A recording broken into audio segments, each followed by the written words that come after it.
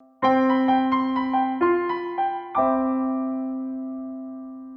I'm attorney Gregory Dell, joined by attorney Cesar Gavidia, and we're going to discuss long-term disability insurance claims and specifically related to the medical conditions of vestibular disorders and Meniere's disease. And Cesar, when it comes to these types of medical conditions, they're chronic and they're also episodic. And because of that, it creates challenges when filing or trying to keep yourself approved on a long-term disability insurance claim due to the fact that the symptoms are usually not consistent as compared to other medical conditions.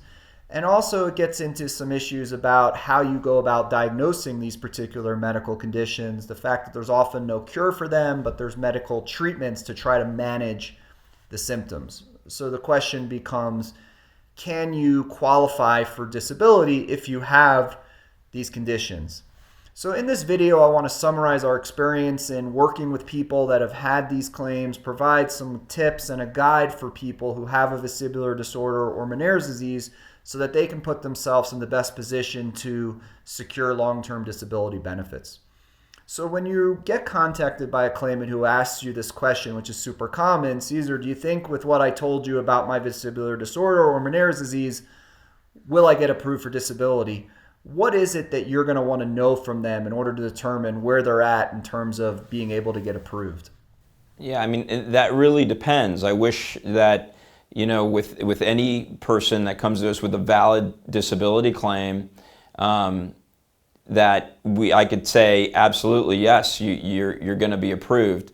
Unfortunately, that's just not the reality of things. If that were, then lawyers would not exist to fight disability insurance companies, whether it's vestibular disorders or any disorder at all. The fact of the matter is that they are going to try to find all of any gaping holes, any whether large or small at all, in your medical history, in your claim for disability to say that you're not eligible. All right. So what's really important is this medical history, how long you've been suffering with these issues, how frequent and consistent your treatment is. What the insurance company is going to be looking at is particularly this period of time leading up to your claim for disability. Has your treatment increased? Has your visits with your doctors become, more, basically more frequent? Are they wanting to see you more often? Are your symptoms increasing, intensifying? What's going on, and what are the reasons for that? And what types of doctors do you recommend claimants treat with for a vestibular disorder? So the specialist that you're likely going to be seeing here is an otolaryngologist or an ENT, ear, nose, and throat. All right, that's typically the specialist that's qualified to be treating these types of disorders. They're the ones who know what tests to run. They're the ones to know how to examine these things. You may be seeing them on every 3 to 6 months. I probably, depending on obviously your symptoms and what they're doing to try to work to cure you or treat these symptoms, because often there is really no cure. It's a matter of managing these symptoms. So the biggest challenges that, and I know most people watching this video are thinking about, is they're saying, look, I've had these vestibular type episodes, vertigo, fatigue, balance issues, associated headaches, blurred vision, things like that, and they come and they go. The problem is tinnitus, yeah, ringing in the ears, all sorts of things related to the inner ear. The problem is that I don't know when they're going to come about, and it might be 1 week I have 1 or 2 episodes, and then I go 2 weeks with no episode. My employer is on my back saying, look, you're missing work, you can't commit to this meeting. One day you come in, the next day you're not, and so is this going to be enough, or is the disability carrier going to say, look, just take days off when those episodes happen and you'll be fine? Yeah. Well, will that be enough? I mean, that's the big question. To many disability insurers, it isn't, because these symptoms they'll describe as being subjective. They'll describe as not being, in any way verifiable, right? That you're just complaining of these things, saying these things are occurring, but there is no way to be able to prove it. Well, the way you prove it, and there's a couple of ways, maintaining a very detailed log of these symptoms, okay?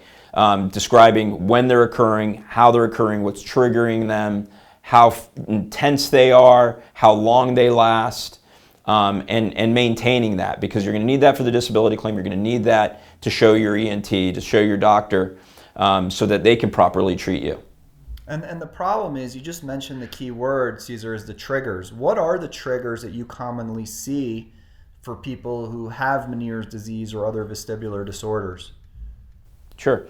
So it could be something as simple as a sinus issue. It could be an environmental issue.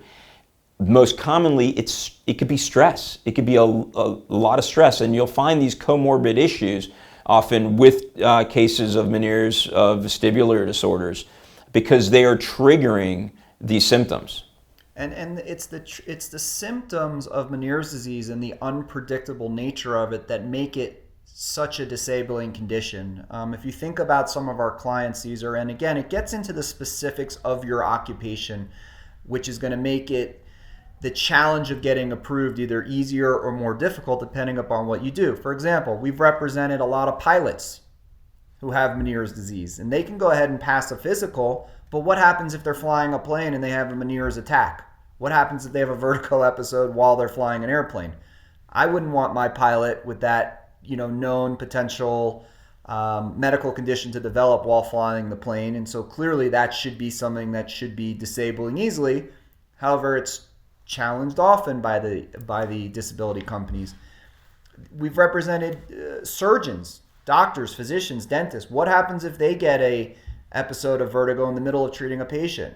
How are they supposed to finish treating the patient? Who's going to jump in and take over in that situation? So you need to look at the specific duties of the occupation, and how do you go about proving those duties, Cesar, in relationship to what the medical condition is, meaning looking at the occupational duties and how the person could have a problem with the symptoms that they're experiencing. It's really important to have a real good understanding of what your occupational duties entail, because you describe being a pilot, you describe being a surgeon. Well, there's a lot of other occupations out there that perhaps you're not basically holding people's lives in your hands, but you're holding really important things in your hands, like you're a financial advisor, a wealth advisor, and you hold someone's finances in, the balance of their finances in your hands, or you're a sales agent or a broker, and you're constantly traveling from client to client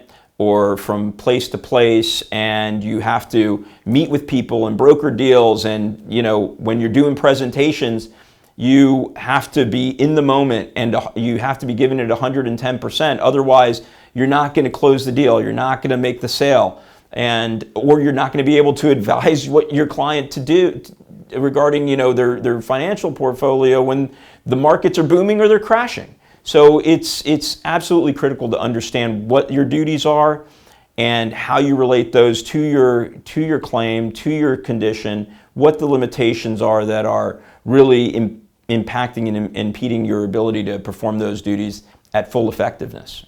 And then it's not only when people have these Meniere's attacks or these vertigo attacks, or if they have tinnitus, people try to work through the conditions, and it reaches a point where you're just like, I can't do it anymore. I can't read. I can't focus. I'm feeling tired. And the last thing they want to do is look at the computer screen or read or sit in front of someone at a meeting or have to travel or do any of the other responsibilities of the job when they're not with it. They're not dialed in and focused on what's going on. And so, but many people also who have these conditions will basically say, look, if I'm not necessarily having an attack or I'm not in the days following an attack, then I'm fine. I could do anything. And so how do you balance in presenting to the claim that the person is disabled when maybe they're down 12 or 13 days out of a 30-day month, and is that enough to get them to being totally disabled? That's a good question, because now you're talking about the predictability of your symptoms, which are clearly extremely disabling and wouldn't allow you to function and perform your job. And oftentimes we're talking about being able to perform your job 40 hours a week, and 8 hours a day, and that may not really be possible. Now, we work with everybody. Every case is unique. You may have a case where, in that type of scenario, the person's only working, part-time, and they're being able to balance things that way. But that's going to be very hard, even, just working on a partial basis or on a part-time basis, because we're talking about the predictability of these conditions, which are completely unpredictable, of these symptoms, and the reliability of you as an employee, and how long is your employer really going to accommodate you working in that capacity. And unfortunately, the answer is probably not too long. And I think, unfortunately, what makes it more challenging is people don't like to be complainers, and they don't like to go to doctors. And what they do for months or years is they work through these conditions. They don't want to miss, like most people get 2 weeks vacation. That includes sick days or vacation. They don't want to blow their days where they're feeling like, really bad, or having episodes, and then they lay down at work, or they leave early or whatever. So they don't end up having a great paper trail of what's been going on with them, because the employer looks back and says, well, you didn't really miss a lot of days at work, so why are you telling us you were having, so much trouble? And like Cesar, like you always say, and we always say, is your case is only as good as it looks on paper. And the reason for that is because the disability insurance company, when they get your claim, they just look at it on paper. They don't know who you are. They're not going to take the opportunity to see you. Oftentimes they'll never even have you physically examined, especially with vestibular disorders, because they're not really necessarily going to physically see anything unless they are willing to spend the money to do the multiple different types of testing that's available out there to try to diagnose a vestibular disorder. Although you've probably already had that, so they're stuck with that objective evidence that's already been tested anyhow. So they just look at you on paper. So the bottom line is, make your claim super strong on paper, which includes having a doctor that documents everything appropriately, and even more importantly, getting all of your symptoms into the medical records. Because you go and tell a doctor one thing, or 2 or 3 or 4 or 5, and he just writes down some of the findings. But if he doesn't write down all of the symptoms and limitations that you're having, then the insurance company, as you always know, Cesar, says, well, we don't see that you are having any fatigue. We don't see necessarily that you were having to, take times off. We don't see that you had 3 days in the room where you were extremely sensitive to light and couldn't do anything else. We don't see that you went to dinner the other night and then had to leave because you were dizzy. That all has to be in the record, because if they don't have it, they basically say, we see very little other than the handful of things you might have told your doctor when you arrived, and that becomes a problem. The last thing I want you to touch on, Cesar, is the fact that, again, these conditions with vestibular Meniere's are often episodic. And the disability insurance companies try to attack the credibility due to the subjective complaints of the claimant. How do they go about doing that? And how does a claimant put themselves in the best position to not have to worry about these credibility attacks by the disability insurance company? Yeah, there's a number of ways. So the way that the disability insurer starts out is, as you described, with the medical records, having a medical review done by an internal medical physician or an external medical physician.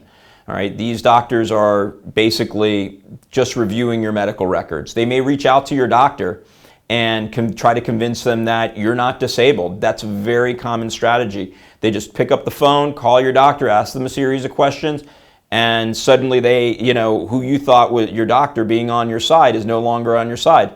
The other thing they'll do is, perhaps schedule you for an independent medical exam where they send you to be examined by their own doctor. Now, depending on obviously the condition, in this case being, vestibular disorders and Meniere's disease, they'll probably send you to an ENT. It may not always be an ENT. It may just be some, medical expert that they have that they know's in their pocket that's going to give them the information and the conclusion that they want reached.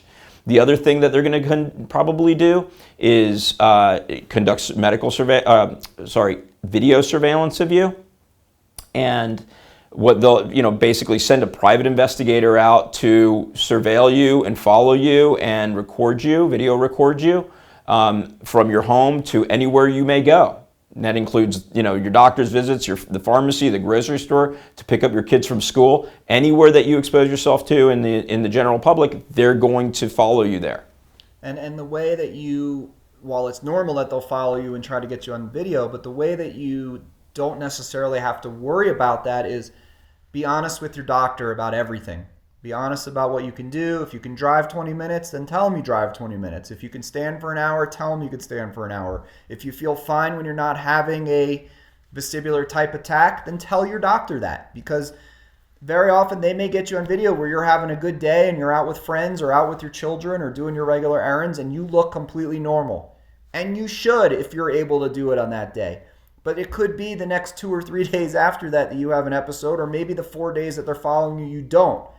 That's fine as long as everything's consistent in what you told your doctor. But if you tell your doctor something that you can't do because you don't know how to fill out the claimant form, or you don't know what you should or shouldn't say, and then you get caught doing something that you said you couldn't do, you're going to have a big problem. So if you take anything away from this video, always be honest with your doctor. Make sure all of your complaints are done. Ask your doctor to provide you with every type of objective test available that could help prove your medical condition. The more evidence you have, the best position you're going to be in to get your claim approved. Whether you're applying, you're on claim, or you've been denied, we're going to want to work with you to get every type of evidence available to put you in the best position to get improved. What we want to offer you is a free initial consultation to discuss your claim no matter what stage you're at. We encourage you to click the free consultation form on our website or call us. We're going to ask you to send us a copy of your disability policy if you're just applying, or a copy of your denial letter if you've been denied. We will immediately review that letter with you and let you know your options, how we can help you, and what the next step course of actions will be in order to get your benefits approved. We also encourage you to take some time, go through our website, search your disability company, search your occupation or your medical condition. You're going to find lots of cases that we've handled, lawsuits that we've summarized around the country. You're going to find reviews about your disability insurance company. You're going to find helpful questions and answers that claimants all over the country have asked us, and our lawyers have taken the time to answer for you. The reason we want you to look at all of this information is because we want you to be educated about this disability claim process. While you were probably thinking this may be easy, and now you've done a little bit of internet research, you start to see the stories. They're unfortunately all true. These disability insurance companies are big multi-billion-dollar entities who are looking for reasons to not necessarily have to pay a claim. But it is very, very possible to get approved if you put all your ducks in a row and do everything that you can in order to prove your claim. And we'd like the opportunity to help you with that. Our clients are located all over the country. We're available to assist you no matter where you live. And we look forward to the opportunity to work with you should you need us in the future.